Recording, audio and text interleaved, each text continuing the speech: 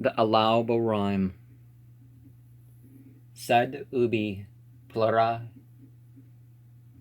nitent in carmine, non ego paucis, offendar maculis.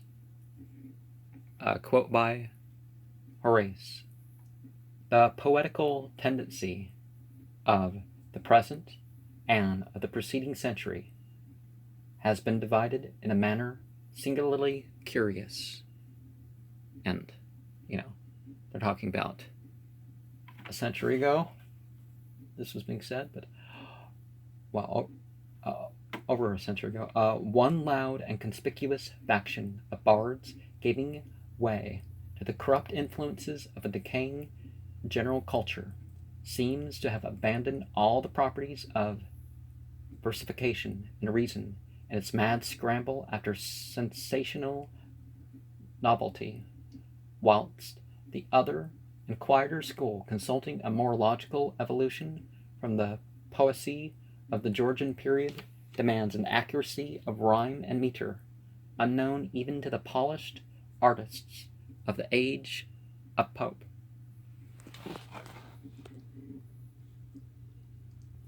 The rational contemporary disciple of the Nine, just ignoring the dissonant shrieks of the radicals, is therefore confronted with the grave choice of technique.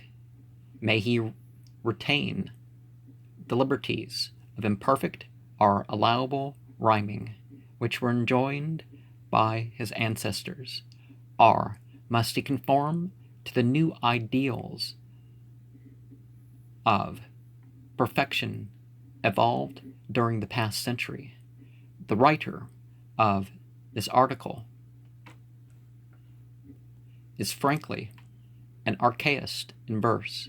He has not scrupled to rhyme tossed with coast, nor come with Rome, or home with gloom, in his very latest published efforts, thereby proclaiming his maintenance of the old-fashioned poets as models.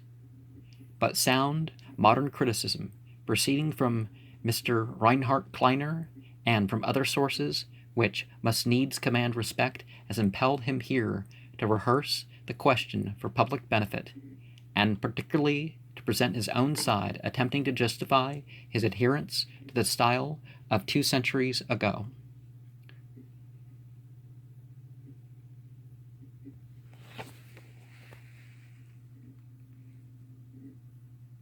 The earliest English attempts at rhyming probably included words whose agreement is so slight that it deserves the name of mere assonance rather than that of actual rhyme.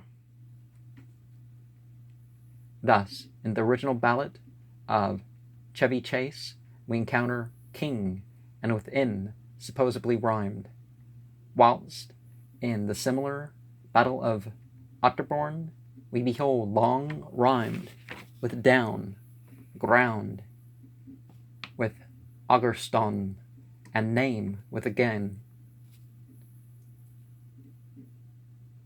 In the ballad of Sir Patrick Spence, morn and storm, and deep and feet are rhymed, but the infelicities were obviously the result, not of artistic negligence, but of plebeian ignorance, since the old ballads were undoubtedly the careless products of a peasant minstrelsy. In Chaucer, a poet of the court, the allowable rhyme is but infrequently discovered. Hence, we may assume that the original idea in English verse was the perfect rhyming sound.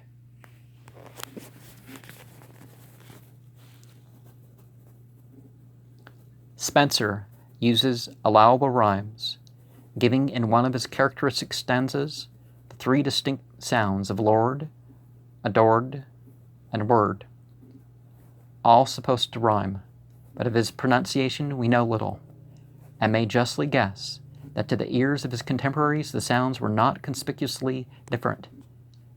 Ben Jonson's employment of imperfect rhyming was much like Spenser's, moderate and partially to be excused on account of a chaotic pronunciation. The better poets of the Restoration were also sparing of allowable rhymes. Cowley, Waller, Marvell, and many others being quite regular in this aspect. It was therefore upon a world unprepared that Samuel Butler burst forth with his immortal Hudibras, whose comical familiarity with diction is in grotesqueness surpassed only by its clever licentiousness of rhyming. Butler's well-known double rhymes are of necessity forced and inexact, and in ordinary single rhymes he seems to have had no more regard for precision. Vowed and wood, talisman and slain, restores and devours are a few specimens selected at random.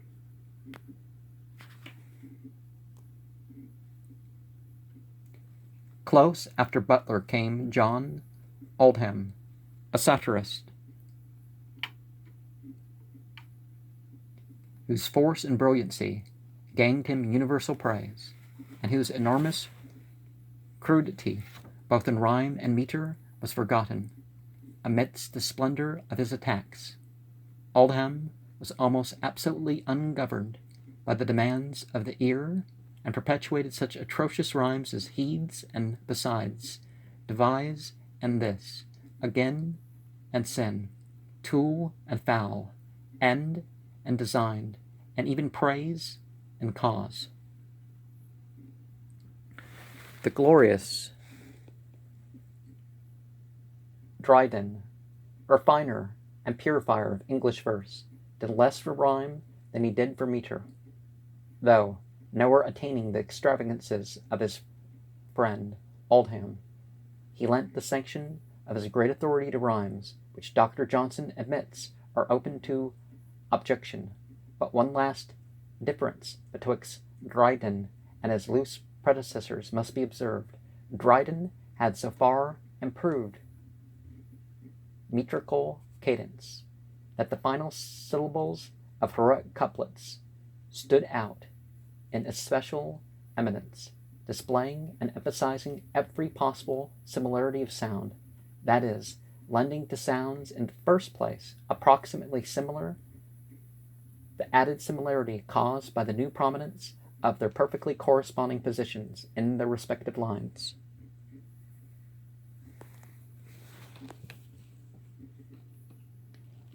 It were needless to dwell upon rhetorical polish of the age immediately succeeding Dryden's. So far as English versification is concerned, Pope was the world, and all the world was Pope. Dryden had founded a new school of verse, but the development and ultimate perfection of this art remained for the sickly lad who was before the age of 12, begged to be taken to Will's coffee house, that he might obtain one personal view of the aged Dryden, his idol and model, delicately attuned to the subtlest harmonies of poetical construction. Alexander Pope brought English prosody to its zenith, and still stands alone on the heights. Yet he, exquisite master of verse that he was, frowned not upon imperfect rhymes, provided they were set in falsest metre, though most of his allowable rhymes are merely variations in the breadth and nature of vowel sounds.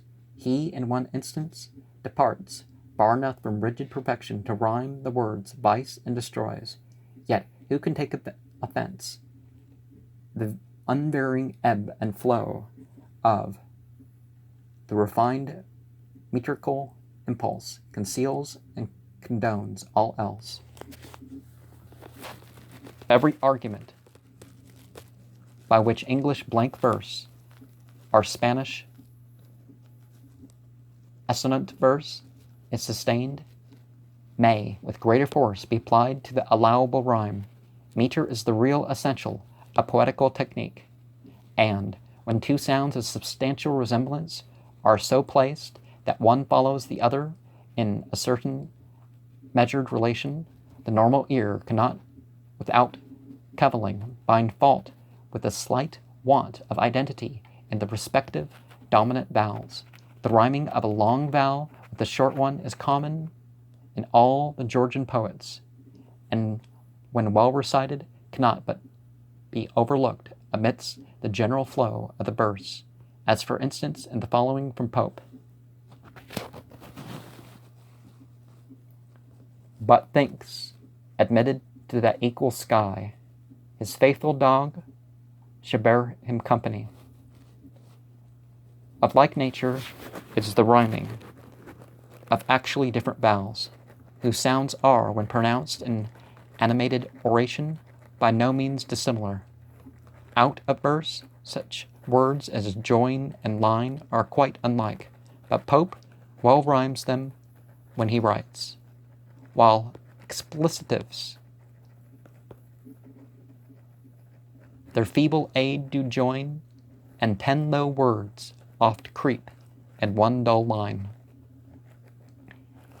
It is the final consonantal sound in rhyming, which can never vary. This, above all else, gives the desired similarity. Syllables which agree in vowels but not in final consonants are not rhymes at all, but simply assonants. Yet such is the inconsistent carelessness of the average modern writer that he often uses these mere assonants to a greater extent than his fathers ever employed actually allowable rhymes. The writer, in his critical duties, has more than once been forced to point out the attempted rhyming of such words as fame and lane, task and glass are fields and yields, and in view of these impossible combinations he cannot blame himself very seriously for rhyming art and shot in the March Conservative, for this pair of words have at least identical consonants at the end. That allowable rhymes have real advantages of a positive sort is an opinion by no means lightly to be denied. The monotony of a long heroic poem may often be pleasantly relived by judicious interruptions in the perfect succession of rhymes, just as the meter may sometimes be adorned with occasional triplets and alexandrines. Another advantage is the greater latitude allowed for the expression of thought. How numerous are the writers who, from restriction to perfect rhyming, are frequently compelled to abandon a neat epigram or brilliant antithesis, which allowable rhyme would easily permit, or else to introduce a dull expletive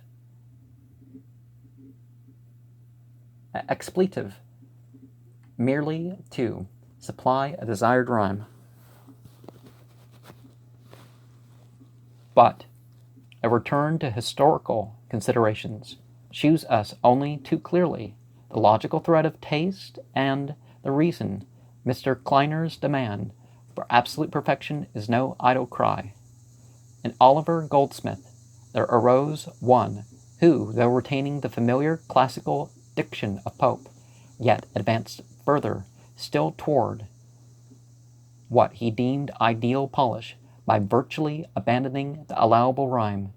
In unvaried exactitude run the couplets of the traveller and of the deserted village, and none can deny to them a certain urbanity which pleases the critical ear, but with less precision are molded the simple rhymes of Cowper, whilst the pompous Erasmus Darwin likewise shews more attention to identity of sound than do the Queen Anne bards. Clifford's translations of Juvenal and Persius show to an almost equal degree the tendency of the age, and Campbell, Crabbe, Wordsworth, Byron, Keats, and Thomas More are all included to refrain from the liberties practiced by those former times.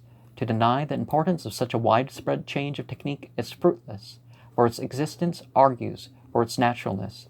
The best critics of the 19th and 20th centuries demand perfect rhyming, and no aspirant for fame can afford to depart from a standard so universal. It is evidently the true goal of the English as well as of the French bard the goal from which we were but temporarily deflected during the preceding age. But exceptions should and must be made in the case of a few who have somehow absorbed the atmosphere of other days, and who long in their hearts for the stately sound of the old classic cadences. Well may their predilection for imperfect rhyming be discouraged to a limited extent, but to chain them wholly to modern rules would be barbarous. Every individual mind demands a certain freedom of expression, and the man who cannot express himself satisfactorily without the stimulation derived from the spirited mode of 2 centuries ago should certainly be permitted to follow without undue restraint a practice at once so harmless, so free from essential error, and so sanctioned by precedent, that of employing in his poetical compositions the smooth and inoffensive allowable rhyme, and developing a technique to have effect, to convey meaning, is certainly an essential thing that most overlook.